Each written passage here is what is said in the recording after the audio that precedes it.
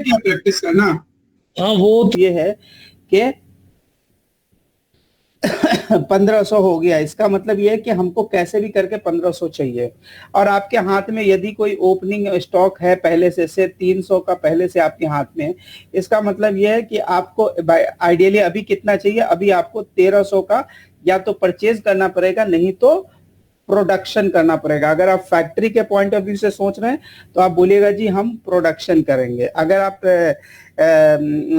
Businessman के point trading के point of view से कीजिएगा तो आप बोलिएगा जी परचेज करूंगा। ठीक है, तो ये जो मेथड्स होते हैं कि हमारे पुराने वाले जो मेथड्स होते हैं जो हम ऑलरेडी यूज करते होते हैं।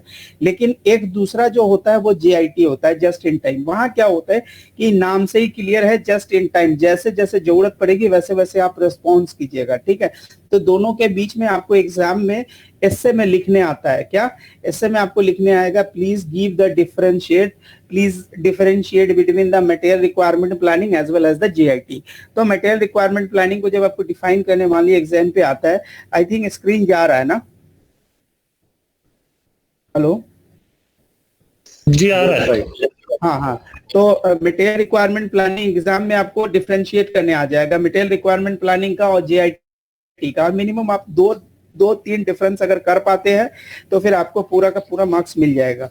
ठीक है जी, चले अब सबसे पहला जो चीजें कहा थी, यहाँ पे पुश होता है। यहाँ पे पुश इसलिए होता है कि आप ऑलरेडी डिमांड के हिसाब से सारा सेल्स परचेज दुनिया जमाना खरीद के ले आते हैं। अब चीजें थोड़ी भी चेंज हो गई तो आपको जबरदस्ती पुश करना पड़ता है। ठीक है, यहाँ ये जो मेथड्स होता है यहाँ पे पुश करना पड़ता है। ये जो होता है ये डिमांड फोरकास्ट के ऊपर निकाला जाता है। बोल रहा है the bill of material including the component and सब असेंबली, सारा चीज हम लोग को लाके, मतलब जो भी काम होता है हम पहले करते हैं, बाद में हम सेल्स के बारे में सोचते हैं। मटेरियल रिक्वायरमेंट प्लानिंग पहले जो है प्रोडक्शन पे फोकस करती है based on the forecast, based on the demand, और फिर बाद में उसको एक्चुअल सेल करने पे फोकस करती है। ठीक है, यहाँ पे अपना जो पुराना वाला जो रोलिंग बजट या जो भी मास्टर प्रोडक्शन शेड्यूल्स बनाया जाता है ताकि आपको पता चल जाए कि और बाकी के लोग जो है बाकी के लोग जो डिपार्टमेंट्स काम कर रहे हैं उनको भी आप अपने साथ कनेक्ट कर पा रहे हैं कि नहीं। यानी इसके लिए आपको एक मास्टर प्रोडक्शन शेड्यूल बनाना पड़ता है, उनको कन्वे करना पड़ता है कि भाई साहब ये हमारी इस बार की फोरकास्ट है, आपको इसके हिसाब से आपको भी रिस्पॉन्ड करना पड़ेगा। लेकिन दूसरा पोर्शन होता है JIT में क्या होता है, जस्ट इन टाइम में होता है डिमांड पुल। जैसे जैसे आपको डिमांड आएगा आप वैसे वैसे रिस्पॉन्ड कीजिएगा। यहाँ पे क्या होता है, यहाँ पे ये कॉम्प्रिहेंसिव प्रोडक्शन एंड कंट्रोल होता है, इन्वेंट्री कंट्रोल्स होते हैं। यहाँ पे जो काम होते हैं मतलब प्रोडक्शन एंड इन्वेंट्री जो होते हैं ना बहुत एकदम कंट्रोल्स वे में जाते हैं। मतलब कॉम्प्रिहेंसिव प्रोडक्शंस होते हैं, मतलब जैसी रिक्वायरमेंट हुई तुरंत आपने प्रोडक्शन कर लिया। लेकिन यहाँ पे इन्वेंट्री होती है एकदम जीरो के बराबर। उसके बाद बोला जाता है कि मटेरियल तभी आएगा जब ही तुरंत जब जिसकी जरूरत पड़ेगी। इसमें सबसे बड़ी चीज क्या होती है जी, एलिमिनेशंस को जो होता है उसको रोकता है। दूसरा क्या होता है कि ओवर स्टॉक के प्रॉब्लम को सॉल्व करता है। फिर बोलता है लेकिन इस काम को करने के लिए you need to have a close coordination. तो मतलब ये सारे पर्पस को आप अचीव कर पाएंगे उसके लिए ये मिनिमम रिक्वायरमेंट है कि आपके आपस के बीच में कोऑर्डिनेशंस प्रॉपर होने चाहिए। अगर नहीं हो पा रहे हैं तो फिर आपकी JIT क्या हो जाएगी जी, फेल हो जाएगी। ठीक है, अब बोला जी कि JIT के पूछ रहा है कि JIT के सबसे पहले कैरेक्टरिस्टिक्स के बारे में पढ़ेंगे। तो कैरेक्टरिस्टिक्स के मतलब क्या होता है, यहाँ पे बोलता है प्रोडक्शन जो होता है वो हम लोग मैन्युफैक्चरिंग सेल्स पे ले आते हैं, यानी हम अपने प्रोसेस को स्प्लिट कर देते हैं। यहाँ पे जो आपको बंदा चाहिए वो मल्टीटास्किंग मल्टी स्किल्ड बनना चाहिए जो हर तरह के काम कर सके। यहाँ पे क्या होता है, यहाँ पे सेटअप टाइम आपके रिड्यूस हो जाते हैं क्योंकि यहाँ पे आप कोई बल्क टाइप की चीजें नहीं करते, जैसे जैसे आपकी रिक्वायरमेंट आती है वैसे वैसे आप रिस्पॉन्स करते हैं। यहाँ पे क्या होती है जो मैन्युफैक्चरिंग लीड टाइम है, क्योंकि ये ऑनगोइंग प्रोडक्शन तो होता नहीं है तो यहाँ पे लीड टाइम क्या होती है, थोड़ी रिड्यूस हो जाती है। यहाँ पर आपको जो बंदे चाहिए वो चाहिए रिलायबल, जो आपको टाइम पे माल दे सके। अगर रिलायबल बंदे नहीं हुए तो फिर आपके मसले होने वाले हैं। कंबन क्या होता है, एक तरह का स्टॉक रिकॉर्ड्स की तरह होता है, ये एक विजुअल कार्ड्स की तरह होता है जिसमें आपको विजुअल रिकॉर्ड होता है या कार्ड होता है जो सिग्नल देता है किसको, जो एक डिपार्टमेंट के बीच एक डिपार्टमेंट और दूसरे डिपार्टमेंट के बीच में जो हम लोग का पुराना वाला सिस्टम, अगर किसी ने अगर फैक्ट्री में काम किया होगा या थोड़ा भी एक्सपोजर होगा, फैक्ट्री में क्या होता है, एक डिपार्टमेंट अगर दूसरे डिपार्टमेंट को जब माल भेजता है तो पहला डिपार्टमेंट उसको मटेरियल रिक्विजिशन रिक्वेस्ट देता है। जब मटेरियल रिक्विजिशन रिक्वेस्ट आता है, अकॉर्डिंगली वो दूसरा डिपार्टमेंट उसको रिस्पॉन्ड करता है, उसको देता है। तो उसकी जगह जो मटेरियल रिक्विजिशन रिकॉर्ड का जो नाम था, अब वो यहाँ पे कन्वर्ट हो जाता है जीआईटी के सिस्टम पे। ठीक है, अब यहाँ पे देखिए, यहाँ पे हमसे पूछा कि बेनिफिट्स ऑफ एमआरपी भी पूछ रहा है, और साथ में एक छोटा सा सवाल पूछा है जब, अच्छा ये दोनों एक ही है। तो ये बोला है कि देखिए यहाँ पे सिर्फ बेनिफिट्स क्या होगा, क्योंकि आप रॉ मटेरियल जो है बल्क में खरीदिएगा तो आपको एक बल्क डिस्काउंट मिलने का और आपको प्राइस जो है रिड्यूस्ड मिलने के चांसेस हैं, that is the only advantage. दूसरा क्या होगा कि स्टॉक आउट सिचुएशन थोड़ा कम होगा। लेकिन यहाँ पे क्या होता है, द बेनिफिट ऑफ जीआईटी में क्या है, सबसे पहली बात ये क्या है कि आप यहाँ पे अपनी लीड टाइम को यहाँ पे रिड्यूस कर लीजिएगा। ठीक है, बल्क परचेजिंग इसलिए नहीं करना पड़ेगा क्योंकि ये क्या होता है, डिमांड पुल है, यानी जैसे डिमांड आएगा अकॉर्डिंगली आप रिस्पॉन्स कीजिएगा। फिर बोल रहा है कि फ्यूअर सप्लायर्स, ये इसके बेनिफिट्स नहीं हो सकते, ये इसकी ड्रॉबैक्स है कि आप जिसके ऊपर डिपेंडेंट है वही बंदे का स्टॉक खत्म हो गया, कि that can not be a benefit, वो एक डिसएडवांटेज है। फिर बोल रहा है नो बफर नहीं होता, ऑलमोस्ट नो, मतलब थोड़ा बहुत तो रखते हैं बट पहले की तरह नहीं रखते कि हैवी क्वांटिटी में रखेंगे, स्टोर मेंटेन करेंगे, that kind of situation is not there. फिर बोल रहा है जी एडवांटेज एंड डिसएडवांटेज के बारे में। तो यहाँ पे क्या होता है कि advantage and limitation of JIT, यहाँ पे प्रोडक्शन प्रायोरिटीज होती हैं, ये सेटअप टाइम को कम कर देता है, यहाँ पे ओवर प्रोडक्शन नहीं होता, यहाँ पे faster feedback for the quality के लिए हो जाती है, इजियर इन्वेंटरी कंट्रोल हो जाता है, लेसर पेपर वर्क हो जाते हैं, स्ट्रॉन्ग सप्लायर्स रिलेशंस होते हैं क्योंकि आपको उनसे माल खरीदना पड़ता है तो आप उनकी सब चीजों को अच्छे से ऑनर करते होते हैं, वो आपकी चीजों को ऑनर कर रहे होते हैं, यानी दोनों का रिलेशन प्रॉपर मेंटेन होता है। लेकिन यहाँ पे क्या लिमिटेशंस में क्या हो सकते हैं, यहाँ पे आपके पास बफर इन्वेंट्री आप रखते नहीं है, जिसके कारण प्रोडक्शन को sometime they have to wait. दूसरा होता है कि आप जिस सप्लायर पे ये कर रहे हैं, मतलब आपकी क्या हो जाती है, आपकी डिपेंडेंसी आपके अपने प्रोसेस से ज्यादा सप्लायर के ऊपर चली जाती है, तो वहां पे आपके लिए एक लिमिटेशंस है। यहाँ पे potential stock out at the supplier level, जहां से हम बोला नहीं कि जहां से आपको उम्मीद थी वहीं से आपको माल नहीं मिल रहा है, तो वहां पे आपको पोटेंशियल स्टॉक आउट हो सकता है। फिर ओवर टाइम भी ज्यादा लग सकते हैं क्योंकि ये क्या होता है, ये चूंकि डिमांड पुल होता है तो यहाँ पे क्या होता है कि आपको डिमांड को कैटर करने के लिए हो सकता है कि समटाइम आपको एक्स्ट्रा आवर्स काम करने पड़े, तो ये इसकी लिमिटेशंस है। ठीक है, उसके बाद देखिए एक छोटा सा एग्जाम के पॉइंट ऑफ व्यू से पढ़ने वाली चीजें हैं कि आपने कभी इन हाउस प्रोडक्शन सुना होगा, दूसरा आपने आउटसोर्सिंग सुना होगा। तो इन हाउस और आउटसोर्सिंग के बारे में अगर किसी को छोटा सा एग्जांपल्स अगर पता है तो मेरे को बताएं, ताकि फिर हम उसको इलेबोरेट कर सकें। ताहिर भाई। सर समटाइम हम तो प्रोडक्ट अपने इन हाउस फैक्ट्री में बना रहे हैं, एक तो उसमें कॉस्ट ज्यादा आती है, मार्केट में चीप मिल रहा होता है। एक मिनट, आप सऊदी से तो बोल रहे हैं लेकिन इतना दूर से आवाज क्यों आ रहा है? सऊदी ठीक है सर, मैं बोल रहा हूँ कि समटाइम ये होता है कि फैक्ट्री में हमारे पास वो लेटेस्ट टेक्नोलॉजी नहीं होती, जो हम यूज कर रहे होते हैं वो प्रोडक्ट जो है ना कॉस्टली मैन्युफैक्चर हो रही है, लेकिन हमारा जो मार्केट में है उससे लेस कॉस्टली हमें मिल रहा है। फॉर एग्जांपल हम 100 में प्रोड्यूस कर रहे हैं, वहाँ मार्केट में 80-85 में मिल रहा है, तो हम आउटसोर्सिंग की तरफ चले जाते हैं। देखिए हम आपको एक केस स्टडी बता दे रहे हैं, रियल लाइफ की केस स्टडी बता दे रहा है। बाटा का नाम सुने होंगे, बाटा वर्ल्ड वाइड है, बाटा चप्पल बनाती है पाकिस्तान और इंडिया में, तो मेरा ख्याल है मेन सोर्स वो मेन ब्रांड शूज पाकिस्तान में तो मेन। हाँ, तो बाटा क्या करती है, बाटा का एक अपना वो जो पता है कि उसका जो प्रीमियम प्रोडक्ट है वो चप्पल है, वो फुटवेयर है। ठीक है, लेकिन फुटवेयर में क्या करती है, उसमें मार्जिन नहीं है लेकिन बेचना तो है, तो ये क्या करती है कि फुटवेयर हमेशा वो आउटसोर्स कर देती है। लेकिन बाटा का जो दूसरा सेगमेंट्स है, जो प्रीमियम जूता बनाता है, अच्छे अच्छे, जैसे हस पपीज, ये सब उसका ही प्रोडक्ट है, बाई प्रोडक्ट है, ठीक है। तो बड़ा बड़ा जो बड़ा बड़ा ब्रांड का जो आइटम्स जो बाटा बनाता है, वहां पे क्या करता है, और भी दो तीन चीजें हैं। तो वो हर्ष पपी जिसमें सबसे प्रीमियम ब्रांड है उसका, तो क्या करता है कि हर्ष पपी ये सब वो अपने हाउस में करता है, ताकि वो क्या करता है कि इसमें जो टेक्निक्स यूज हुई है या इसमें जो टेक्नोलॉजी यूज हुई है वो किसी को शेयर नहीं करे और उसका वो मैक्सिमम बेनिफिट ले सके। लेकिन फुटवेयर की चूंकि टेक्नोलॉजी इतनी कॉमन हो चुकी है कि बाटा चाह के भी उसमें कुछ नया नहीं कर सकता, क्योंकि बाटा से ले ले, रिलैक्सो से ले ले, लिबर्टी से ले ले, that doesn't make any difference. तो बाटा क्या करती है, अपने मेन प्रोडक्शन को आउटसोर्स करती है, क्योंकि उसका प्रोडक्शन कॉस्ट ज्यादा आ जाएगा in comparison to the outsource. छोटे छोटे बंदे बनाते हैं तो उनको क्या होता है, कोई लोग घर पे बनाते हैं तो उनको रेंट बच जाता है, कोई लोग जो घर के इलेक्ट्रिसिटी बनाते हैं तो उनको कॉमर्शियल इलेक्ट्रिसिटी बिल नहीं देनी होती, तो इसके कारण क्या होता है, तो ओवरऑल कॉस्ट रिड्यूस्ड हो जाता है। तो आपके सवाल पे मतलब एग्जाम पे पार्ट 1 लेवल पे डिसीजन मेकिंग नहीं है, बल्कि आपको सिर्फ डिफरेंशिएट करने आना चाहिए।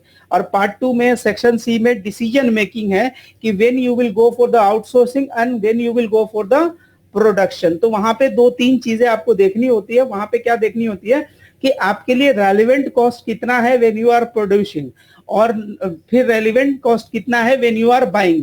अगर रेलिवेंट कॉस्ट अगर आपको सेविंग हो रहा है किसमें, प्रोडक्शन करने से, तो आप उसको इन हाउस कर लीजिएगा। अगर आपको ज्यादा लग रहा है relevant cost in comparison to the outsource, तो फिर आप उसको आउटसोर्स कर लीजिएगा। मैं एक छोटा सा एग्जांपल दे रहा हूं, वैसे आपके इसमें नहीं है बट फिर भी मैं आपको क्योंकि समझा रहेगा तो आप आसानी से डिफरेंशिएट कर पाओगे। देखिए, आपने एक वेरिएबल कॉस्ट, एक शू बनाते हो तो शू बनाने का वेरिएबल कॉस्ट 50 आता है, ठीक है जी। और आपकी कैपेसिटी है, फैक्ट्री की कैपेसिटी है जी 10,000 बनाने की कैपेसिटी है, और उसका फिक्स कॉस्ट है जी से 1 लाख। इसका मतलब पर यूनिट पे आप अपने हिसाब से एक प्री डिटरमाइंड रेट निकाला होगा, that is coming as predetermined rate निकाला, जो कि 10 रुपए आ रहा है। यानी आपके पॉइंट ऑफ व्यू से आपका कॉस्ट ऑफ प्रोडक्शन कितना है जी, 60 रुपया है, that is your cost of production, cost of production. अब आप ये इन हाउस है, ये आपका अपना प्रोडक्शन है। बाय द सेम टाइम आपके पास एक आउटसोर्स का ऑप्शन है। कोई छोटा मोटा जो मोची है, वो मतलब कॉबलर है, वो बोलता है कि साहब मैं आपको सप्लाई कर दूंगा बट मैं आपसे 55 रुपए चार्ज करूंगा। तो अभी टेक्निकली देखा जाए तो आप जो है आप अपने हिसाब से सारा आप हैं क्या, सारा नहीं है, चले। तो वकार भाई मेरे को एक आइडिया दें, ये बताएं कि आप कौन से ऑप्शन में जाएंगे, आप अपने फैक्ट्री में प्रोडक्शन करेंगे या फिर आप आउटसोर्स में जाएंगे? ये आउटसोर्सेस तो महंगे पड़ रहे हैं या इन हाउस सस्ते पड़ेंगे हमें? कैसे?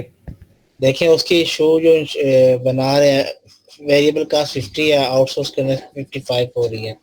हाँ, लेकिन ये भी तो ये जो फिक्स ओवरहेड भी तो लग रहा है ना उसको जी, वो जब मल्टीप्लाई करेंगे तो डेफिनेटली बढ़ जाएंगे।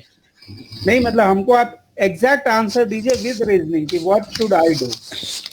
इन हाउस प्रोडक्शन करनी पड़ेगी, वो सस्ते पड़ रहे हैं हमें एज कम्पेयर टू आउटसोर्स। कैसे सस्ते पड़ रहे हैं? यहाँ पे 60 रुपया पड़ रहा है, यहाँ पे 55 रुपया पड़ रहा है।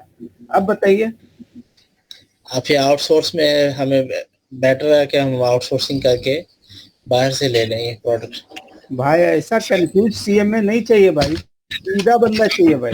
जहाँ तक मुझे समझ आ रहा है कि हम इन हाउस करेंगे, हाँ क्योंकि फिक्स कॉस्ट तो आएगा ही आएगा हमारा। हाँ, तो आपको मैंने एक टर्म सिखाया था, रेलिवेंट कॉस्ट। यस, तो आपके लिए रेलिवेंट कॉस्ट होता है ये 50 और ये 55। आपका डिसीजन मेकिंग इस पे होना चाहिए। और ये 10 रुपया जो है आपके लिए नॉन रेलिवेंट कॉस्ट है, क्योंकि it will continue. Yes, it will continue if we are going for the production और नॉट।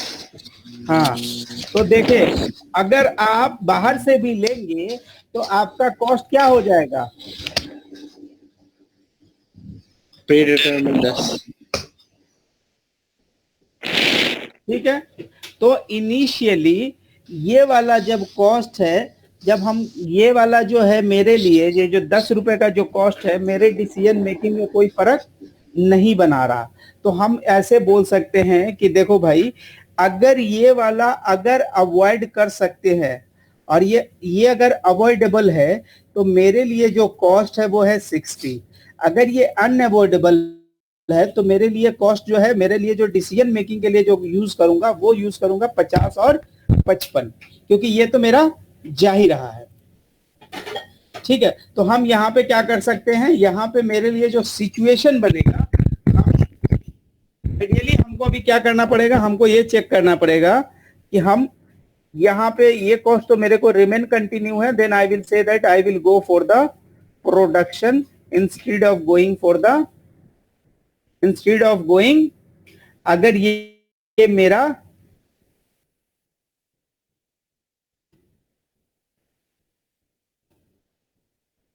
कमिटेड कॉस्ट है, तो हम बोलेंगे जी हमको प्रोडक्शन में जाना चाहिए, क्योंकि अभी भी मेरा प्रोडक्शन कॉस्ट 60 रुपया आ रहा है, यहाँ पे मेरा 55 रुपया आ रहा है, तो आई will go for the production. अगर ये कमिटेड नहीं है, ठीक है, अगर ये मेरे लिए नॉन रेलिवेंट अगर कॉस्ट है, तो हम बोलेंगे जी एक काम करते हैं, हम सिर्फ आउटसोर्स में जा रहे हैं। अगर ये वाला अवॉइड कर सकते किसी भी पॉइंट में, तो डिसीजन मेकिंग में वो मेरे लिए रेलिवेंट हो जाएगा। अगर इसको हम अवॉइड नहीं कर सकते तो वो मेरे लिए नॉन रेलिवेंट हो जाएगा। तो ये हम लोग के डिसीजन मेकिंग में हम लोग को डिटेल में पढ़ना है पार्ट 2 पे, बट अभी सिर्फ हम लोग एक कंपैरिजन पढ़ेंगे कि दोनों में क्या है, क्या फायदा क्या नुकसान है।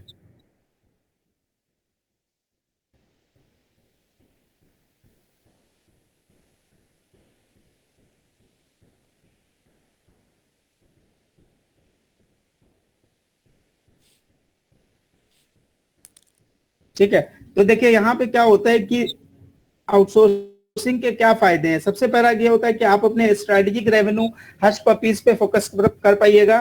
फिर बोल रहा है कि आउटसाइड की एक्सपर्टाइज को आप यूज कर पाइएगा। ठीक है, वहां से आप अपनी जो आउटसाइड की एक्सपर्टीज है उसको आप यूज करके अपनी इफिशियंसी एंड अपने इफेक्टिवनेस को आप इंप्रूव कर पाइएगा। फिर बोल रहा है जी आपके पास हो सकता है कि करंट टेक्नोलॉजी बाई करने इंस्टॉल करने में आपको टाइम जाएगा, लेकिन आप अगर आउटसोर्स कर देंगे तो आपको करंट टेक्नोलॉजी यूज करने का मौका मिल जाएगा at low cost and with no risk of obsolescence. Risk of obsolescence क्या होता है, जब कोई एसेट आप होल्ड करते हैं तो आपको रिस्क रहता है कि वो सामान जो है अपनी प्रोडक्टिविटी को कम कर देगा। फिर बोल रहा है जी reduce the expenses without incurring the fixed and variable. आपका जो है कमिटेड रहेगा, जो आपका रेट फिक्स हो जाएगा, आपको अमाउंट दीजिएगा, आपको फिक्स्ड वेरिएबल से कोई मतलब नहीं होगा। फिर आप क्या कीजिएगा कि आप में improve the quality and the timeless of the product and service.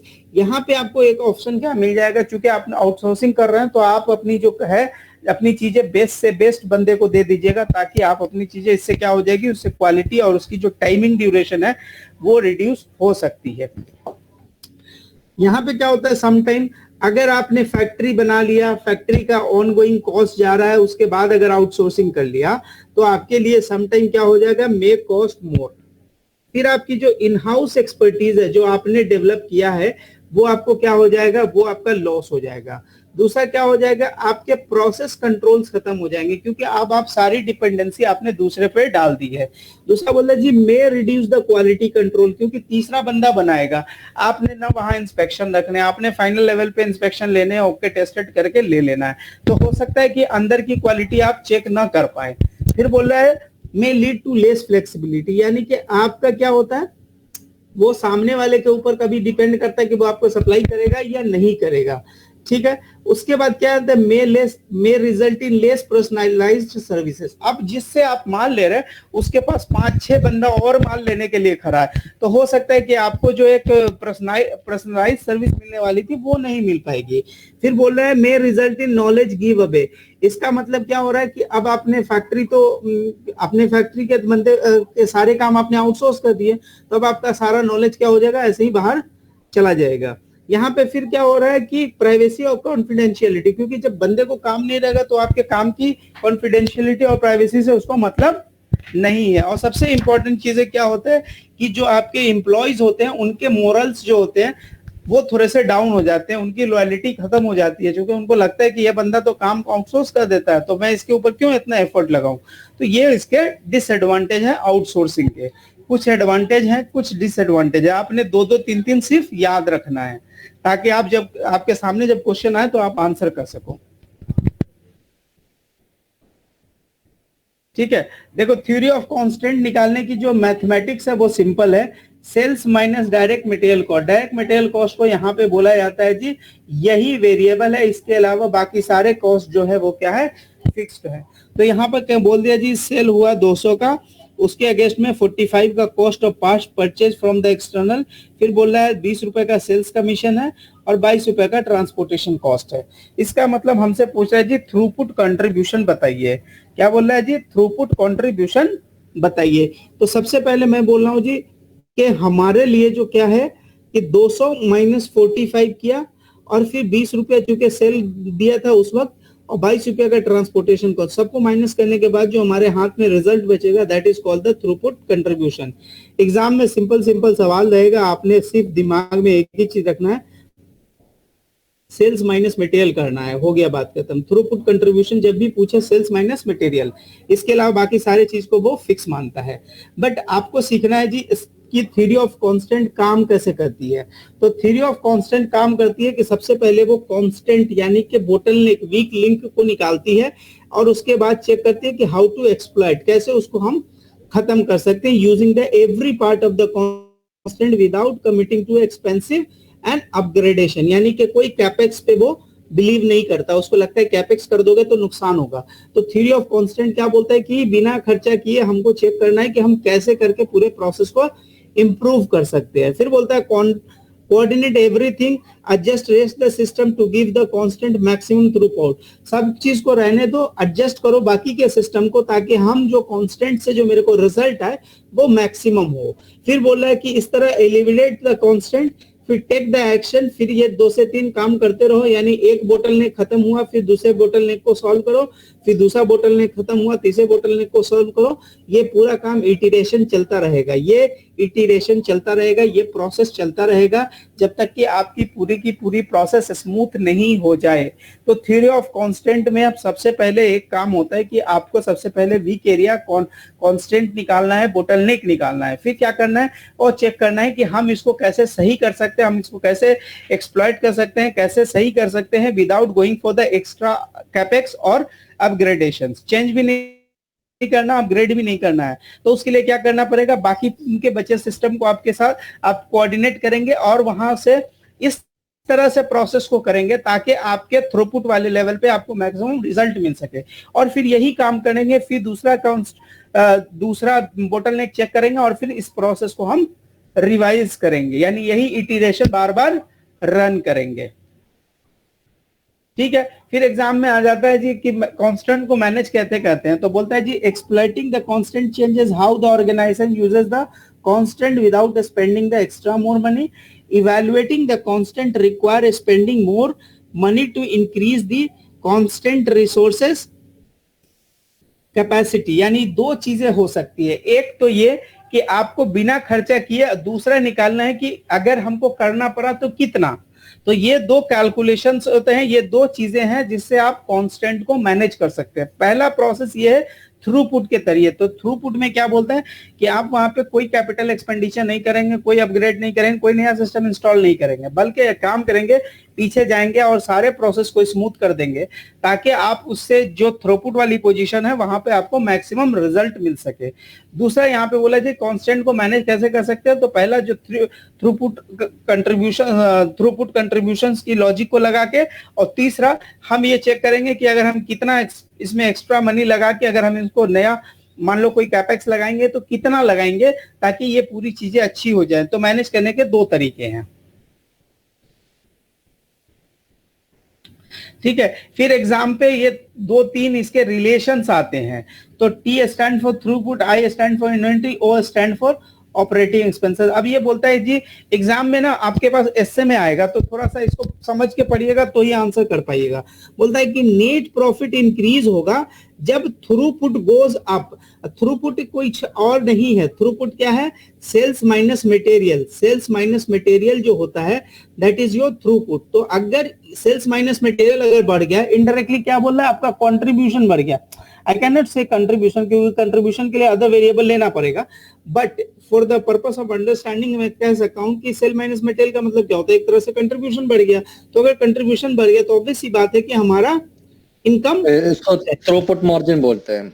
हाँ थ्रूपुट मार्जिन बोलना, हम तो बोल ही रहे हैं कि अदर वर्ड में, ठीक है, सही है।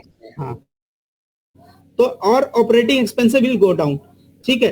तो नेट प्रॉफिट इंक्रीज हो जाएगा जब थ्रूपुट बढ़ेगा या फिर ऑपरेटिंग एक्सपेंसेस घट जाएगा। अब चूंकि मटेरियल कम होगा, ठीक है, या कोई दूसरा मान लो लेबर कम हो जाएगा या फिर कोई जीएनए कम हो जाएगा, तो इससे क्या होगा, एक्सपेंस अगर कम होता है तो आपकी अल्टीमेटली नेट प्रॉफिट बढ़ जाती है। फिर बोल रहा है कि थ्रूपुट जो होगा अप होगा कब, जब आपकी सेल्स या रेवेन्यू बढ़ेगी या आपके कोई वेरिएबल कॉस्ट रिड्यूस हो जाएंगे। तो ऑब्वियस ही बात है, क्योंकि सेल्स अगर बढ़ गया, रेवेन्यू बढ़ गया, इसका मतलब तो अपने आप ये थ्रूपुट बढ़ जाएगा, क्योंकि थ्रूपुट मार्जिन क्या है, नथिंग जस्ट अ कंट्रीब्यूशन ही है। फिर बोल रहा है जी measuring the net income increased measures that the increase net profit increase return on investment as long as the inventory remains the same। Throughput क्या करता है, बोलता है कि नेट प्रॉफिट में आपकी अगर नेट प्रॉफिट इंक्रीज हो गई तो ऑब्वियसली बात है कि आपके रिटर्न ऑन इन्वेस्टमेंट भी इंक्रीज हो जाएंगे, बट सब्जेक्ट कि आपने वो जो नेट प्रॉफिट बढ़ाया है वो इन्वेंट्री बढ़ा के नहीं किया है।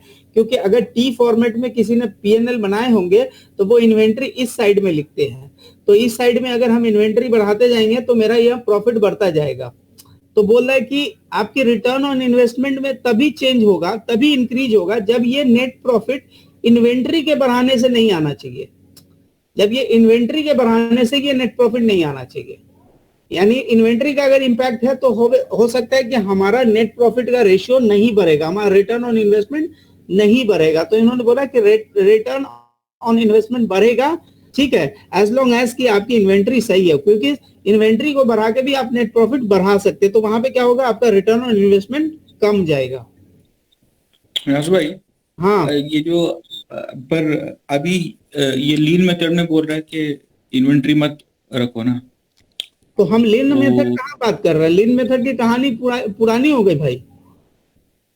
नहीं, अभी ये टीओसी में भी ये बोलता है कि आप इन्वेंट्री मत रखो, तो उसमें इन्वेंट्री जीरो तो कभी भी नहीं बोल सकता ना भाई, लिस्ट बोलता है जी,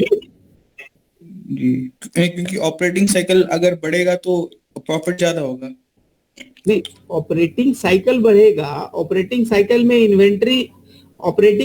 इन्वेंट्री जो है ना आ जाता है, तो ऑपरेटिंग साइकिल बढ़ने से हमारा प्रॉफिट बढ़ जाएगा जी।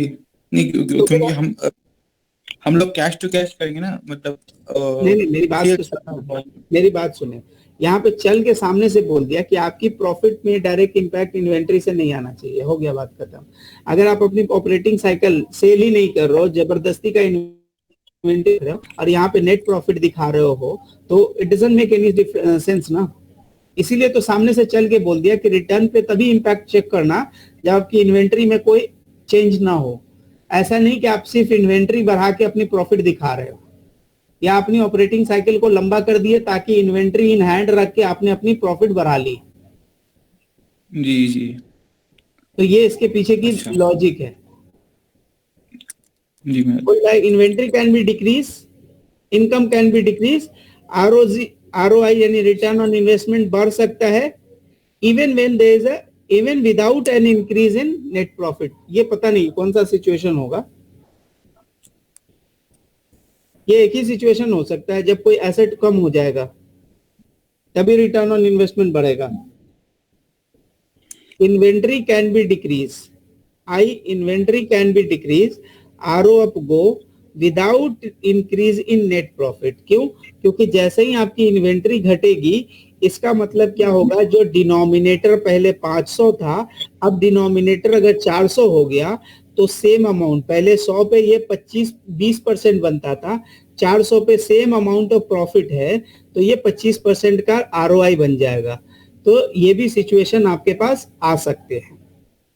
अगर आपकी इन्वेंट्री डिक्रीज हो गई, पहले 500 बन रहे थे टोटल नेट एसेट की वैल्यू, अभी इन्वेंट्री डिक्रीज होने के कारण वो 400 की हो गई। नेट प्रॉफिट आपके अभी भी 100 है, पहले भी 100 थे, तो पहले वाले रेशियो में आपकी 20% की आरओआई थी, अभी भी 100 है लेकिन डिनोमिनेटर चेंज हो गया जिसके कारण आपकी आरओआई 25% की हो गई। तो ये भी सिचुएशन आ सकता है। अब ये क्या है ना कि ये आपके एसए में रहेंगे या फिर ऑब्जेक्टिव में रहेंगे, तो अगर थोड़ी सी क्लोजली आपको पढ़नी पड़ेगी। अच्छा, तो इन्वेंट्री कम होने से आरओआई घटेगा? बढ़ेगा ना, बोला आरओआई इंक्रीज हो जाएगा। आरओआई बढ़ेगा कैसे? और रेसिडुअल इनकम तो फिर बढ़ जाएगा। रेसिडुअल इनकम बढ़ जाएगा मतलब? नहीं देखिए, क्योंकि वहां पर रिलेशन हो गया ना एसेट और देखो मेरे भाई सुनो, आपने नेट प्रॉफिट एक रखी हुई थी 100 रुपए की। मैंने क्या बोला? नेट प्रॉफिट आपका 100 रुपए का है। टोटल एसेट के अंदर इन्वेंट्री भी है, ठीक है। टोटल एसेट पहले 500 था, तो आपका जो आरओआई था वो क्या था? दिस डिवाइड बाय दिस 20% था। अभी मैंने बोला इन्वेंट्री घटी है, इन्वेंट्री अगर घट गई तो इन्वेंट्री घटी तो इसका मतलब टोटल एसेट घट गया। अब बोल रहा है कि प्रॉफिट अगर रिमेन अनचेंज है, प्रॉफिट कोई चेंज नहीं हुआ, बट फिर भी आपकी आरओआई इंक्रीज कर जा रही है। ये उस लाइन के बोलने का मतलब है। यह टोटल एसेट में जो डिक्रीज हो रहा है वो ड्यू टू इन्वेंट्री डिक्रीज हो रहा है। अच्छा, जब हम लोग कम बेचेंगे तो प्रॉफिट वही रहेगा? कम बेचेंगे प्रॉफिट वो रहेगा, ऐसा बोला ही नहीं है। वो बोला है कि एज्यूम करो कि आपकी नेट प्रॉफिट में कोई चेंजेस नहीं है, सिर्फ इन्वेंट्री की लेवल अगर पहले से कम हो गई तो आपकी आरओआई आपको ज्यादा दिखेगी।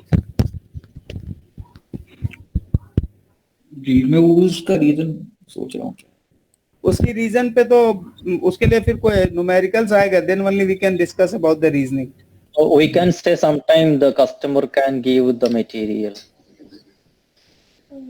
कह सकते हैं, हाँ ये सही एग्जांपल है। यानी हमको जॉब वर्क मिल गया, हमारी इन्वेंट्री में कोई फर्क नहीं पड़ा और हमारी रेवेन्यू बढ़ गई। There can be a case.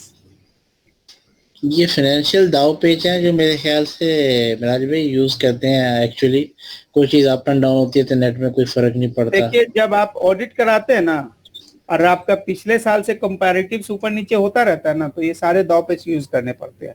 नहीं तो क्या होगा ना, जो इन्वेस्टर है ना वो भाग जाएगा, पैसा निकाल लेगा आपके कंपनी से। ये मैं चीज देखी है, जो फाइनेंशियल बनती है उसमें चीज ऐसे करते हैं कि क्या चीज बढ़ा दें क्या कम कर दें, रेशियो जिससे सुपर हो जाए, मगर ओवरऑल इफेक्ट सेम रहता है। देखिए, ओवरऑल इफेक्ट भी कोई ये नहीं, और ओवरऑल इफेक्ट भी अगर उनको बढ़ाना घटाना होता है तो वो फिर और कोई नया सा आईएफआरएस का रूल लगा के बढ़ा घटा लेते हैं। नहीं महेश भाई, देखिए मैनेजमेंट का ये है कि उनको प्रॉफिट बनाना है किसी हाल में भी, तो हाँ, वो लोग तो मतलब देखिए मैनेजमेंट का रूल है कि उनको प्रॉफिट बनाना है। तो एक बेसिक तरीका क्या होता है प्रॉफिट बढ़ाने का, कि आप इस साल इन्वेंट्री को इन्फ्लेट कर दो। हाँ, मतलब एंडिंग इन्वेंट्री बढ़ा दें या अगर तो इन्वेंट्री आपने इन्फ्लेट कर दिया, यानी कि अगर आपने 100 का था और 110 लिख दिया, तो अपने अल्टीमेटली आपने 10 रुपए की प्रॉफिट बुक कर ली एक्स्ट्रा। अब नेक्स्ट ईयर में चेक करेंगे क्या हुआ, लेकिन एटलीस्ट ये साल तो सही जाएगा ना। पर अब वो तरीके से मतलब सारा इन्वेंट्री डिफर करते जाएंगे, नहीं तो ठीक नहीं। नेक्स्ट ईयर पे अगर हो सकता है कि अगर उनकी प्रॉफिट अच्छी है तो वो प्रायर पीरियड मार्क एडजस्ट भी तो कर लेंगे। हाँ जी, वो एक तरीका सही। या फिर कोई एक्सपेंसेस जो है जो थोड़ा सा डिप्लोमेटिक टाइप का एक्सपेंसेस है, यानी आप बुक भी कर सकते हो प्रीपेड भी कर सकते हो। मतलब समटाइम नेचर आपको 100% श्योर नहीं हो पाते, ठीक है। अब mainly it's comes when it's comes to the huge amount you spend on the marketing, ठीक है। अब वो हीरो हीरोइन से अगर आप मार्केटिंग कराते हैं तो मार्केटिंग मान लो 1 लाख का हो गया, ठीक है। अब ये 1 लाख का आप एक्सपेंस आउट भी कर सकते हैं और डिफर्ड रेवेन्यू भी ट्रीट कर सकते हैं। आपको खाली नीचे एक नोट्स ऑन अकाउंट्स में दिखना पड़ेगा कि we believe based on the information available we can avail the benefits against this advertisement for coming 5 years। दूसरा नीचे लिख सकते हैं अगर आपको इनकम घटाना है, we believe we are not going to get any extra benefit in the next year because the product this pattern will not exist in the coming period। तो इस तरह के नोट्स अगर आप डाल देंगे तो दोनों ऑप्शन आपके हाथ में रहता है कि आप उसको एक्सपेंस आउट भी कर ले और डेफर्ड रेवेन्यू एक्सपेंडिचर की तरह भी ट्रीट करे। वो डिपेंड करती है कि कब आपके हाथ में कौन सा ऑप्शन अवेलेबल है। but US GAAP is stringent, it doesn't allow क्या? but US GAAP is stringent, right? It doesn't allow अरे भाई यूएस गैप स्ट्रिंजेंट है ना, तो स्ट्रिंजेंट भी है लेकिन बेसिक प्रिंसिपल में तो हम बता ही रहे ना कि रीजनिंग के ऊपर भी आपकी ट्रीटमेंट बदल जाती है ना। वही तो मतलब अभी हम लोग अगर मैनेजमेंट अकाउंटेंट है तो हम लोग का भी ये मतलब रोल होता है कि we extend life of the company by doing such things. But हमारे लोग का तो एक ही काम होता है, महीना के 30 दिन जाना है, 2 टाइम लंच, 2 टाइम पंच, 1 टाइम लंच, जिंदगी है टंच, हो गया बात खत्म। ठीक है, तो cash flow increases the throughput. Cash flow अगर आपका बढ़ रहा है इसका मतलब क्या हो रहा है जी, थ्रूपुट अप हो रहा है। और time to generate the T reduced assuming the time saved is applied toward the generating। ये लाइन थोड़ा मेरे को भी क्लियर नहीं है तो I can not take any example for this.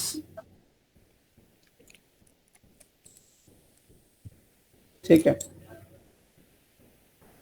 फिर ये बोल रहा है जी थ्योरी ऑफ कांस्टेंट क्या बोलता है कि ये कांस्टेंट को रिड्यूस करने और उसके इंप्रूव और स्पीड अप पे फोकस करता है। ठीक है, अब बात आती है जी थ्योरी एबीसी मतलब एक्टिविटी बेस्ड कॉस्टिंग और टीओसी दोनों में क्या फर्क है।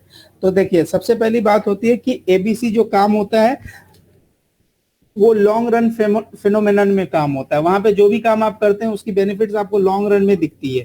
तो ये सबसे बड़ा डिफरेंस है। ये क्या शॉर्ट टर्म के हिसाब से काम होता है, यहाँ पे क्या करता है ये इम्प्रूव के ऊपर काम करता है। ठीक है जी, improve the short term profitability. ठीक है, और उसको क्या करता है focusing on the production and short term production mix, इस तरह से काम करता है। बट यहाँ पे क्या करता है does not consider the resources constraint and process capability, it analyze the cost driver and accurate unit cost for the long term strategic pricing and profit planning। तो दोनों के पर्पस डिफरेंट है, दोनों का काम वही होता है कि हम अपने कॉस्ट को कैसे इंप्रूव कर सकते हैं, कॉस्ट को कैसे बचा सकते हैं, प्रोडक्शन के प्रोसेस को कैसे कर सकते हैं, पर दोनों का होराइजन डिफरेंस है। ठीक है, तो जो थ्योरी ऑफ कांस्टेंट है वो शॉर्ट टर्म होराइजन पे काम करता है, जो एबीसी है वो लॉन्ग रन पीरियड पे काम करता है। ठीक है, तो वहां पे सबसे पहले वहां पे हम बाकी चीजों को छोड़ देते हैं, लेकिन हम ये देखते हैं ये कॉस्ट ट्रिगर किससे करता है और हम चेक करते हैं कि वो जो कॉस्ट ट्रिगर हो रहा है वो वैल्यू एडेड है या नॉन वैल्यू एडेड है, उसके हिसाब से फिर हम उसको मैनेज करते हैं। तो वो एबीसी का पार्ट होता है। अब बात आती है जी वीसीए, ये एग्जाम में आपको शॉर्ट नोट्स में आता है, वैल्यू चेन एनालिसिस। ठीक है, तो बोलता है कि जी स्ट्रेटेजिक टूल है to assess the importance of the each customer's value perception by defining the current cost and performance measures and how to reduce the cost and increase the customer value through all these things। तो देखिए value chain analysis हमको ये बताता है कि अगर हम कोई कॉस्ट लगा रहे हैं किसी चीज में तो उस कॉस्ट से कस्टमर्स को क्या, कस्टमर्स के प्रोस्पेक्टिव से हमको देखना है कि उस कॉस्ट से कस्टमर को क्या बेनिफिट्स मिल रहा है। अगर वो कस्टमर को बेनिफिट्स मिल रहा है तो उसकी स्टडी को, मतलब ये स्टडीज है, ये टूल जो है, यही टूल को हम वैल्यू चेन एनालिसिस करते हैं। तो वो बताता है कि जो कॉस्ट आप इनकर कर रहे हैं आप ये दिमाग में रख के इनकर करें, इस परसेप्शन से करें कि ये कस्टमर्स के लिए वैल्यू एडिशन है या नहीं है, इससे क्या परफॉर्मेंस इंक्रीज हो रहे हैं या नहीं हो रहे, इससे ओवरऑल कॉस्ट इंक्रीज हो रही है या नहीं इंक्रीज हो रही है, डिक्रीज हो रही है या नहीं डिक्रीज हो रही है। तो ये सारी जो एनालिसिस है इसको हम वैल्यू चेन एनालिसिस कहते हैं। ठीक है, अब बोलता है जी typical value chain analysis of manufacturing कैसे काम करता है, तो product design, acquisition of raw material, manufacturing, warehousing, marketing and sales and then customer service. तो ये चेन है, बस एग्जाम में इसमें से कुछ नहीं आना है, ठीक है। अब देखिए ये थोड़ा सा है कि step in value chain analysis में स्टेप्स क्या है। तो पहला जी इंटरनल कॉस्ट एनालिसिस करने का है, दूसरा बोल रहा है इंटरनल डिफरेंशिएशन एनालिसिस करने का, और तीसरा बोल रहा है वर्टिकल लिंकेज एनालिसिस। अच्छा पहले ये बताएं कि वर्टिकल मतलब ये होता है या ये होता है, ए वाला या बी वाला?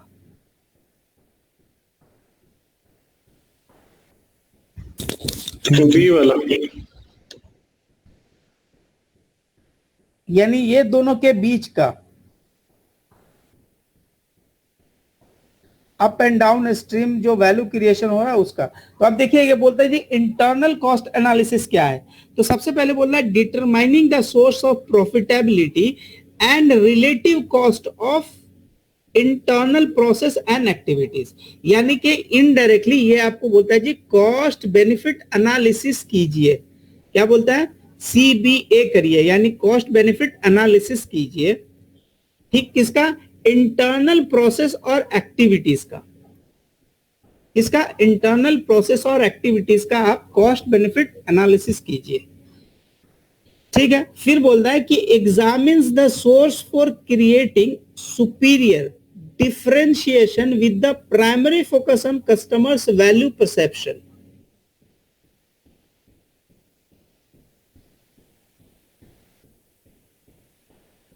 अब ये जो होता है, ये देखिए ये जो डिफरेंशिएशन होता है ना, वो कैसे होता है? वो एक्चुअल में आपने टीवी देखी होगी, तो टीवी एक होता है 40 इंच, एक होता है 42 इंच। तो टेक्निकली जो दोनों के बीच का जो डिफरेंस है ना, वो 40-42 नहीं है, उसको बोलते हैं प्रोडक्ट डिफरेंशिएशन इकोनॉमिक्स के लैंग्वेज में। जो 40 इंची की टीवी और 42 इंची की जो टीवी होती है, वो उसको हम कॉमर्स के लैंग्वेज में या इकोनॉमिक्स के लैंग्वेज में उसको डिफरेंशिएशन ऑफ प्रोडक्ट बोलते हैं। तो ठीक है, तो यहां पे भी वही करना पड़ता है हमें कि डिफरेंशिएशन एनालिसिस करनी पड़ती है और चेक करनी पड़ती है। एक छोटा सा माइनर एडिशन करने से हमारे कस्टमर्स के प्रोस्पेक्टिव्स में क्या चेंज होता है। तो देखिए 40 इंची का टीवी और 42 इंची का टीवी देखने में क्या होता है, कस्टमर को लगता है और 42 वाला ही ले लेते हैं, चलो 200 रुपया एक्स्ट्रा देते हैं, ठीक है। तो वहां पे क्या होता है, स्मॉल चेंजेस करने से कस्टमर्स के परसेप्शंस की जो वैल्यू परसेप्शन है वो इंक्रीज हो जाती है। तो यही हमको चेक करना पड़ेगा। Examine the source of creating superior differential. क्यों ये हमको चेक करना है? किस सोर्सेस के कारण, किस रीजनिंग के कारण प्रोडक्ट में डिफरेंशिएशन पॉसिबल है from the point view of the customer. तो ये वैल्यू चेन एनालिसिस का काम है। फिर ये दोनों की कंबाइंड स्टडी है जिसको हम वर्टिकल लिंकेज एनालिसिस कहते हैं, जिसमें हम दोनों साइड से अप डाउन जैसे भी हो हम यही चेक करेंगे भाई ये कितना कस्टमर के परसेप्शन के हिसाब से कितना कस्टमर के लिए वैल्यू एडिशन कर रहा है। तो जो स्टेप इन्वॉल्व है एग्जाम में यही टर्म आपको यूज करना पड़ेगा, internal cost, internal differentiation and vertical linkage, ठीक है। तो यहाँ पे आपने इंटरनल में सिर्फ याद रखना है कि हमें क्या करना पड़ेगा, कि हमें देखना पड़ेगा जी कि प्रॉफिट हमको करना पड़ेगा cost benefit analysis.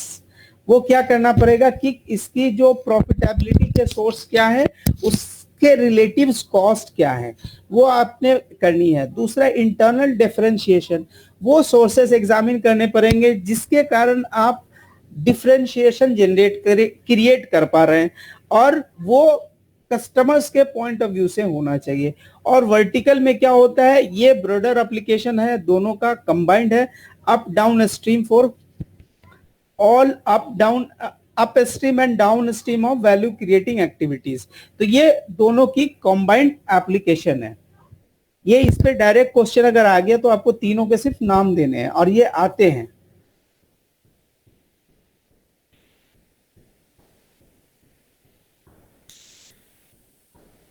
Process analysis में क्या होता है, ये एक्टिविटी और group of inter related activities. अब सिस्टम कैसे काम करता है, सिस्टम में 4-5 चीजें कनेक्टेड होती हैं और सब एक दूसरे से इंटर कनेक्टेड होती हैं। जैसे मान लो कि एक ये मान लो कि एक मोबाइल है, तो मोबाइल के अंदर में कीबोर्ड है, मतलब ऊपर में कीबोर्ड है, अंदर में मदरबोर्ड है, तो ये सब क्या है, एक दूसरे से इंटरकनेक्टेड है, ठीक है। और इंटरकनेक्टेड होने से अपने को ये मोबाइल का फंक्शन देती है, मोबाइल का जो भी फंक्शन फैसिलिटी है जो भी देती है। तो बोलता है कि ये प्रोसेस में क्या होता है, एक्टिविटी और group of inter that takes an input material और resources, add value on it and provide the output to the internal या एक्सटर्नल कस्टमर को हम देते हैं, that is called the process. Process में क्या होता है कि हम कोई मटेरियल या रिसोर्सेज लेते हैं, उस पर वैल्यू ऐड करते हैं और सामने वाले को देते हैं। तो आउटपुट इंटरनल या एक्सटर्नल, इंटरनल का मतलब होता है डिपार्टमेंट टू डिपार्टमेंट, और एक्सटर्नल का मतलब होता है टू कस्टमर। तो ये दो काम जो करते हैं इसको प्रोसेस। इसमें क्या होते हैं, इसमें हमको तीन चीजें देखनी होती है। अच्छे प्रोसेस में क्या होगा, वो इफिशियंसी, उसकी इफेक्टिवनेस, इफिशियंसी एंड एडेप्टेबिलिटी। अब जो होता है इफिशियंसी को डिफाइन किया गया है कैसे, कि आप किसी काम को कितना स्पीड से कर लेते हैं, that is called the efficiency. कितना कम रिसोर्सेज लगा के, स्पीड का मतलब सिर्फ टाइम नहीं होता, बल्कि स्पीड का मतलब हम यहाँ पे जो ले रहे हैं, इतने कम रिसोर्सेस में आप वो काम कंप्लीट कर लेते हैं।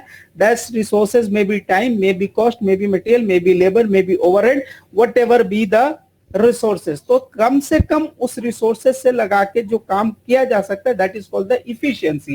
एंड इफेक्टिवनेस का मतलब यह होता है कि काम को किसी भी सूरत में कंप्लीट करना है।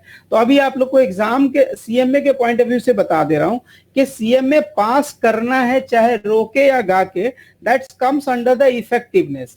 लेकिन सीएमए पास करना है फर्स्ट अटेम्प्ट में, थोड़ी सी मेहनत करके, तो अगर एक अटेम्प्ट में कर लीजिएगा तो वो इफिशियंसी में उसको काउंट किया जाएगा, क्योंकि उसमें आपके बड़े से टाइम बच जाएंगे, बहुत सारे अटेम्प्ट का पैसा बच जाएगा। तो इस तरह से याद रखिएगा। और एडेप्टेबिलिटी का मतलब वो होता है कि बेस्ट फिटेस्ट, मतलब जो सिचुएशन में बेस्ट फिट बन सकता है वही होता है जी एडेप्टेबिलिटी।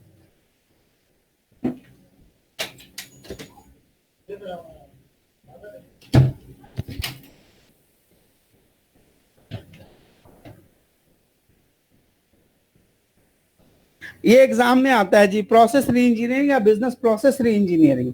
तो प्रोसेस री इंजीनियरिंग का मतलब होता है कि आपने जो प्रोसेस फ्लो है उसको क्या करना है, इवैल्यूएट करना है, यानी पहले तो समझना है। पहला काम क्या है जी, समझना है। फिर आपको reduce the opportunities of error, यानी उसके अंदर जो जो एरर्स आते हैं उसको आपको खत्म करना है, उसको कम करना है। फिर जो नॉन वैल्यू एडेड एक्टिविटीज है, जिससे कस्टमर्स को कोई वैल्यू एडिशन नहीं होता, उसको आपको इलिमिनेट करना है, ताकि ओवरऑल आपके कॉस्ट क्या हो जाए, लोअर हो जाए। यहाँ पे क्या होता है, बिजनेस प्रोसेस री इंजीनियरिंग ये 4 लेवल पे होती है, fundamental, radical, dramatics and process. तो इसके एग्जाम्पल्स अगर यहाँ पे मिलते तो ठीक है, नहीं तो बुक से रेफर कर लेंगे।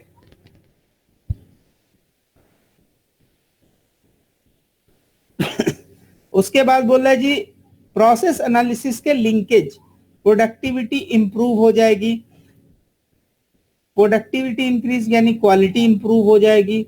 दूसरा, कंटिन्यूअस यानी ऑन गोइंग इंप्रूवमेंट चलती रहेगी, जो आदमी के जिंदगी में हमेशा जरूरी है। ये फिर आपके ऑब्जेक्टिव्स आते हैं, इसमें से कौन सा है जो आपके improvement continuous पे, the technique for improving the performance of the activity and process that searches for the best practices। तो ये बोलता है जी, ये कौन सी सिचुएशन है, बेस्ट प्रैक्टिसेस। इसका मतलब बेंचमार्क, बेंचमार्क का मतलब बेस्ट प्रैक्टिसेस को सर्च करना। तो आप मानते हो कि क्रिकेट का मतलब, क्रिकेट में बेंचमार्क मतलब डॉन ब्रेड, मैंने उसका जो टारगेट रेट था काफी अच्छा था। मिराज भाई, काइजन कॉस्टिंग क्या है? अभी पढ़ेंगे। कंटिन्यूअस इंप्रूवमेंट है, डेली मेहनत कीजिए, वो काइजन कॉस्टिंग है। अभी आएगा, अभी आएगा।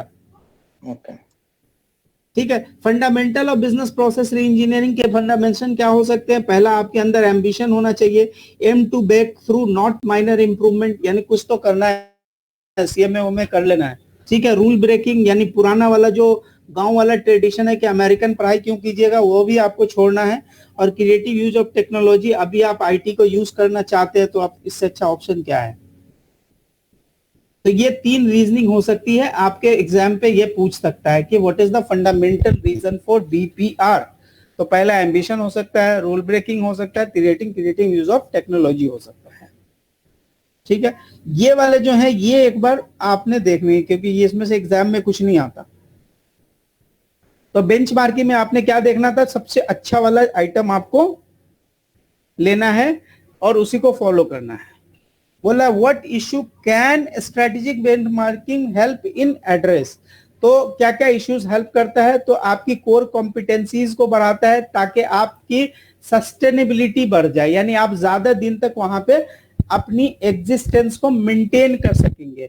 फिर बोल रहा है न्यू बिजनेस लाइन आपको हेल्प करता है इंक्रीज करने में, आपकी अगर कोई स्ट्रेटेजिक शिफ्टिंग है उसमें आपको हेल्प करता है। मेकिंग एन एक्विजिशन का मतलब कोई नया काम या नई लाइन या नया एरिया ऑफ बिजनेस में आपको हेल्प करता है। फिर आपके क्विक रिस्पॉन्स को इम्प्रूव करता है ताकि आप के साथ जब, यानी इसको एक्चुअल में बोलते हैं क्राइसिस मैनेजमेंट में या बिजनेस कंटिन्यूटी प्लान में, या फिर आप बोल सकते हैं ये तीन चीजें होती हैं एक्चुअल में जब आप व्हेन यू से द क्विक रिस्पॉन्स, ये होती है जी, एक होती है बीसीपी बिजनेस कंटिन्यूटी प्लान, जब कोई कंपनी में कुछ भी अनहोनी कुछ हो जाता है then you need to apply the BCP, कैसे कैसे हम तुरंत इसको रिकवर कर सकते हैं। फिर होता है जी डिजास्टर रिकवरी प्लान, अगर कुछ बड़ा सा हो गया तो कैसे करेंगे। और तीसरा होता है जी क्राइसिस मैनेजमेंट। तो ये तीनों जो होता है, अगर आपकी बेंचमार्किंग है तो आप ये तीनों पे भी फोकस रखते हैं, क्योंकि अगर आपकी ये तीनों अच्छी रहेगी तो आप अपने बिजनेस की क्रिटिकल एक्टिविटीज को रन कर सकेंगे। तो ये बेंचमार्किंग में ये भी आपको हेल्प करता है। आपके एग्जाम का एक क्वेश्चन होता है जी एबीसी और एबीएम में डिफरेंशिएट कीजिए। तो एबीसी एंड एबीएम में क्या होता है, यहाँ पे रिसोर्सेज में कॉस्ट असाइन होते हैं, यहाँ पे क्या होता है, यहाँ जो है एबीसी जो है वो यूज किया जाता है एबीएम में, बस इतना आपको जान के रखना है। तो यहाँ पे क्या होता है, यहाँ पे बोल रहे हैं रिसोर्सेज आप असाइन करते हो एक्टिविटी को and activity to the cost object, पहले एक्टिविटी को देते हो और फिर एक्टिविटी से कॉस्ट ऑब्जेक्ट को आप दे देते हो। तो ये प्रोसेस कहलाता है जी एबीसी। फिर बोल रहा है जी मैनेजमेंट ऑफ एक्टिविटी, यानी जो एक्टिविटी कर रहे हो उसको कैसे मैनेज करेंगे, तो उसके लिए जो मैनेजमेंट की टेक्निक्स है that is called the activity based management. ठीक है, इसको करने के लिए आप क्या करेंगे, थ्रू वाया आपका इंफॉर्मेशन कहां से मिलेगा, you will get the data from ABC, यानी ये पहला काम है, ये दूसरा काम है। फिर बोल रहा है कि यहां बोल रहा है कि कॉस्ट किससे आ रहा है, यहां पे बोल रहा है कि यहां बोल रहा है कि व्हाट डू थिंग्स कॉस्ट, क्या करते हैं कॉस्ट आता है। यहां बोलते हैं कॉस्ट किस किस एक्टिविटी के कारण आ रहा है, क्यों आ रहा है। यहां पे क्या होता है, ये कंट्रोलिंग पॉइंट ऑफ व्यू से होते हैं, ये क्या होता है फॉरवर्ड लुकिंग होते हैं, क्योंकि यहाँ एबीएम यूज करके आप क्या कर सकते हैं, आप अपने एक्टिविटी को डिफाइन कर सकते हैं कि ये एक्टिविटी बिजनेस के लिए वैल्यू एडेड है या नॉन वैल्यू एडेड है। तो ये आप निकाल सकते हैं किससे, एक्टिविटी बेस्ड मैनेजमेंट को यूज करेंगे तभी आपको पता चलेगा। फिर आपके एग्जाम का एक सवाल ये आता है जी, लाइफ साइकिल के बारे में आपसे पूछता है एग्जाम में कि एक life cycle, product life cycle को आप बताओ कैसे काम करती है। तो देखिए प्रोडक्ट कोई भी लाइफ साइकिल कभी भी स्टार्ट होती है वो इस तरह से स्टार्ट होती है, ये पॉइंट ग्रो होता है, ये पॉइंट उसका ये ग्रोइंग पॉइंट होता है, यहाँ पे फ्लैट हो जाता है, कुछ दिन तक प्रॉपर काम करता है, ये सब ग्रोइंग पॉइंट है। यहाँ ग्रोइंग है, ये वाला अपना फ्लैट पॉइंट है जहाँ पे हम लोग क्या करते हैं जी मैच्योरिटी को रीच कर लेते हैं, ये मैच्योरिटी को रीच कर लेते हैं। यहाँ से हम क्या करते हैं, यहाँ से हमारी डिक्लाइनिंग होती है और यहाँ के बाद से कैपेसिटी कांस्टेंट का मतलब इसके बाद अब इसकी कोई जरूरत नहीं है, तो यहाँ पे आपको खत्म करना पड़ता है, यानी उसको रिडंडेंट करना पड़ता है। तो कोई भी प्रोडक्ट साइकिल में ये इसी तरह काम होती है कि ग्रो होती है, एक फ्लैट होती है, फिर डिक्लाइनिंग। जो फ्लैट वाली पोजीशन होती है जहां पे आप मैच्योर्ड हो जाते हो, ये ग्रोथ होती है, फिर मैच्योर्ड हो जाते हो, फिर डिक्लाइनिंग होने लगती है और फिर आपके कांस्टेंट आने लगते हैं, यानी आप उसको खत्म करने पे लगते हो। फिर ये एक छोटा सा क्वेश्चन है कि एक्टिविटी बेस्ड मैनेजमेंट जो है यूज करेंगे इनहांस की क्वालिटी के लिए, तो क्या करने के लिए, तो एक्टिविटी बेस्ड मैनेजमेंट क्या होता है, वो इंटीग्रेटेड होता है, किससे, supports the quality management by establishing the accountability, कौन बंदा, फैसिलिटेटिंग द रिजल्ट मेजरमेंट, यानी कौन बंदा क्या कर रहा है, वहां पे हम क्या कर सकते हैं, बैलेंस स्कोर कार्ड लगा देंगे या फिर वहां पे कोई पॉइंट टेक्निक्स लगा लेंगे, या फिर किसी की केपीआई वाली सिस्टम लगा के हम चेक करेंगे जी काम हो रही है तो कैसे हो रही है। तो रिजल्ट की मेजरमेंट वैसे ही होती है। इनेबलिंग दी प्रायोरिटी सेटिंग, कौन से काम करने हैं, कौन से काम बाद में करने, कौन से कब करने, तो ये एक्टिविटी बेस्ड मैनेजमेंट आपको हेल्प करता है समझने में, क्योंकि आप वहां से समझते हैं कि कौन सी एक्टिविटी कितनी इंपॉर्टेंट है आपके बिजनेस के लिए। ठीक है। Facilitate the quality implementations by identify the activity cost, increasing the visibility of the associated quality cost, उससे रिलेटेड कॉस्ट है उसकी विजिबिलिटी दे देगा। Providing the quality and cost measurement use in the cost of quality reports. अब आगे हम लोग इस पे भी पढ़ेंगे, तो एबीएम आपको उस पे भी हेल्प करता है। तो बेसिकली ये सब थ्योरेटिकल चीज है, बट एक बार आपको करनी है। कंटिन्यूअस इंप्रूवमेंट का मतलब होता है जी काइजन कॉस्टिंग। यहाँ पे क्या हो जाता है, यहाँ पे वैल्यू क्रिएशन होता है, इट्स वैल्यू इनोवेशंस, बट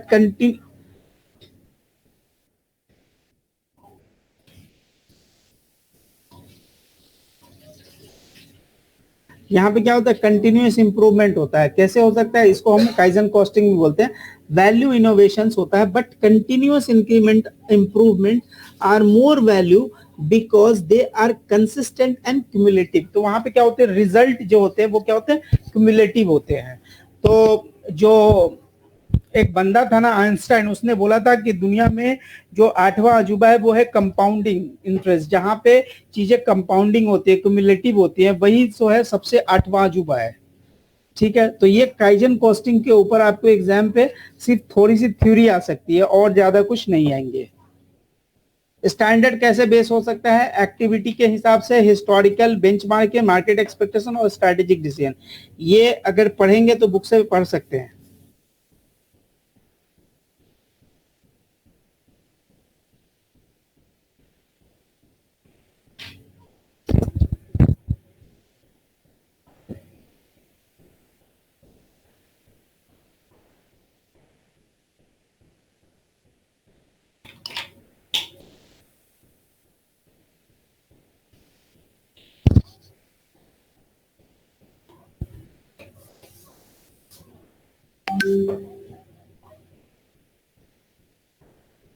ये कॉस्ट ऑफ क्वालिटी जो है वो हम लोग नेक्स्ट क्लास में कर लेंगे, क्योंकि इसमें प्रैक्टिकल आते हैं एग्जाम पे।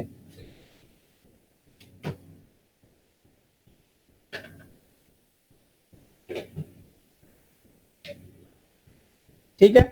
अब ईआरपी के बारे में थोड़ा सा थ्योरी पढ़ लीजिए, बाकी ये आपको लोग को पता है कि ईआरपी में होता है क्या। यहाँ पे क्या होता है, it is a process of managing the function of an organization in an integrated manner to optimize the result of the company. It is done through the usage of the ERP, जिसमें SAP है, बान है, फिनाकल है, Oracle है, जो भी नाम है, 2-3 नाम दे दीजिएगा। Prior to the evaluation of ERP क्या होता है, we were working on the modular system, और जो मॉड्यूलर में क्या होता था वो एक फंक्शन को रिप्रेजेंट करता था। तो वहां पे क्या होता था, modular environment was giving the sub optimal result, क्योंकि हर बंदा अपने रिजल्ट को एडजस्ट करके देता था। We were maximising the objective of the individual function, जिसमें क्या होता था, हर बंदा रिजल्ट एडजस्ट करके देता था, उसके अपने रिजल्ट अच्छे होते थे, पर ओवरऑल कंपनी के रिजल्ट अच्छे नहीं होते थे। तो ईआरपी ने क्या किया, ये सारे जो लोकल ऑप्टिमाइजेशन को खत्म करके इसने क्या किया जी, पूरे और एंटरप्राइजेस के लेवल पे जाके इसको इम्प्रूव करने का काम किया जी।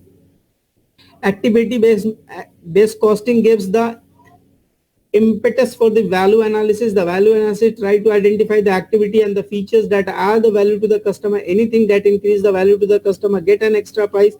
Anything that does not add the value to the customer, just add the cost, does not recoverable from the customer. We need to cut this activities of this called the non-value add activity, the value to be seen from the customer's perspective. तो जब भी आप value देखेंगे वो हमेशा customers के perspective से ही check कीजिएगा।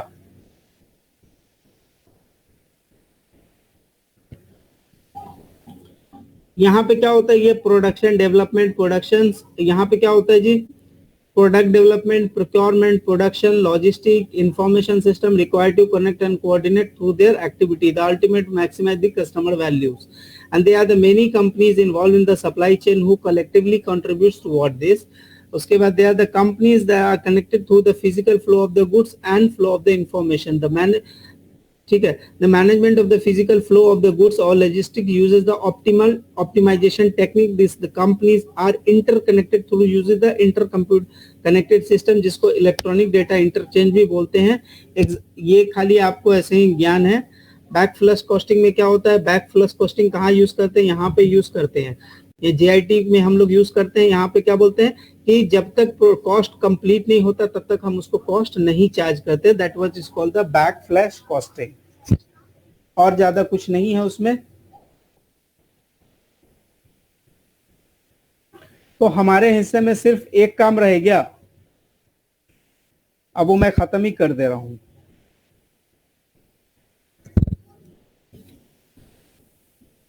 हाँ जी, कॉस्ट ऑफ क्वालिटी का मतलब होता है cost of not providing the goods, यानी जो कॉस्ट आप मीट नहीं कर पा रहे हैं, जो एक्सपेक्टेशन को नहीं मीट कर पा रहे हैं, उसको उसके कारण जो आपको एक्स्ट्रा लॉस होता है, that is the cost of quality. तो cost of quality is the cost for not meeting the quality. ये याद रखिएगा, cost for not meeting the quality. बोलता है क्वालिटी ऑफ द प्रोडक्ट और service is that conform to the expectations of the customer at the competitive price they are willing to pay. यानी आपकी जो quality होती है वो क्या होती है, वो आपके कस्टमर्स के एक्सपेक्टेशन को अगर फुलफिल करती है, जिसके लिए कस्टमर प्राइस देने को रेडी रहता है, that is called the quality. तो क्वालिटी ऑफ डिजाइन का मतलब वो होता है कि customer finding the needs of the customer and incorporating, that is called the quality of design बोलते हैं। ठीक है, उसके बाद बोल रहे जी failure to identify the important need is called the, अगर आप जो है कस्टमर के नीड्स को आइडेंटिफाई नहीं कर पाए तो उसको हम बोलते हैं जी डिजाइन फेलियर। अब आपकी बात आती है कि आपके कन्फर्मेंस दो टाइप के हो सकते हैं। एक होता है जी एब्सोल्यूट, यानी कि कुछ भी उसमें आपका एक लाइन भी मिस्टेक एक्सेप्टेबल नहीं है। एक होता है जी goal post conformance. Goal post conformance का मतलब होता है जिसमें प्लस माइनस 5% 10% आपने टॉलरेंस लेवल लगा रखी होती है। ठीक है, टॉलरेंस लेवल लगा रखी है। यहाँ पे एब्सोल्यूट कन्फर्मेंस में कोई टॉलरेंस नहीं होता, जितना अगर जैसे कि बल्ब का जो ये होता है होल्डर होता है, ये बल्ब है, ये बल्ब का हेड होता है, इसमें अगर इसमें क्या चाहिए, इसमें एब्सोल्यूट कन्फर्मेंस चाहिए। इसमें क्या होता है, एब्सोल्यूट चाहिए। इसमें एक जरा भी ऊपर नीचे होने से नहीं चलेगा।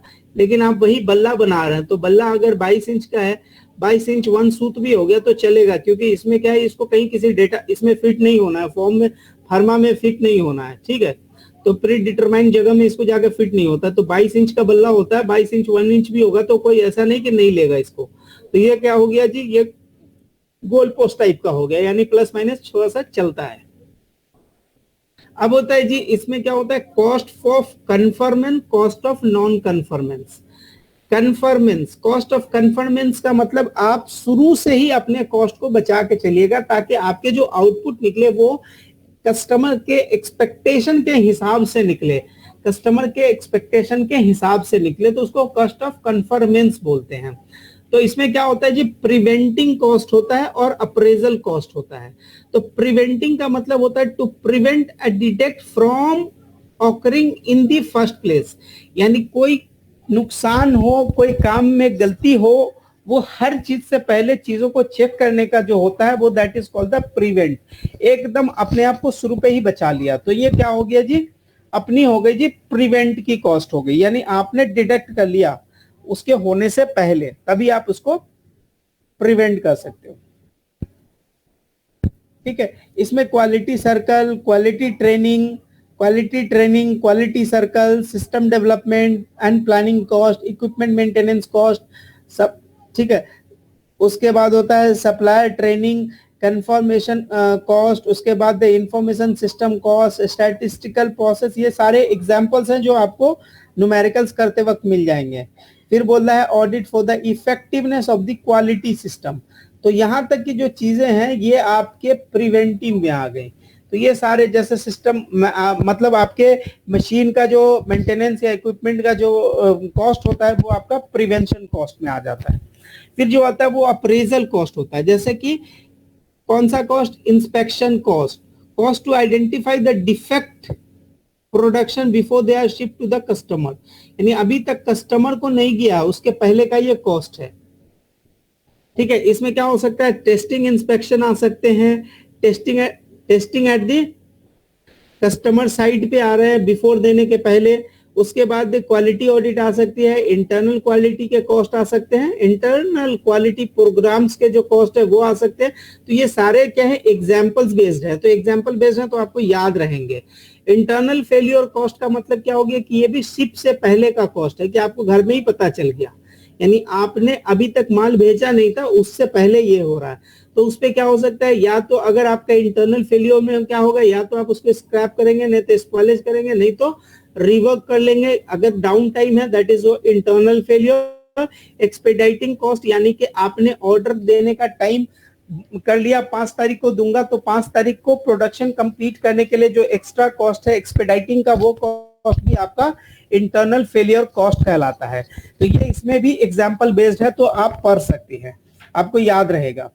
फिर होता है जी एक्सटर्नल फेलियर कॉस्ट का मतलब होता है कि जब आपने गुड्स बेच दिया कस्टमर को आपने दे दिया, अब उसके बाद अगर कस्टमर लेके आ रहा है, जैसे वारंटी के कॉस्ट, रिप्लेसमेंट के कॉस्ट, प्रोडक्शन के रिकॉल के कॉस्ट, ठीक है, या कोई लाइबिलिटी अराइज हो गया due to the legal action, तो वो उसके भी जो कॉस्ट होता है that is called the external failure cost.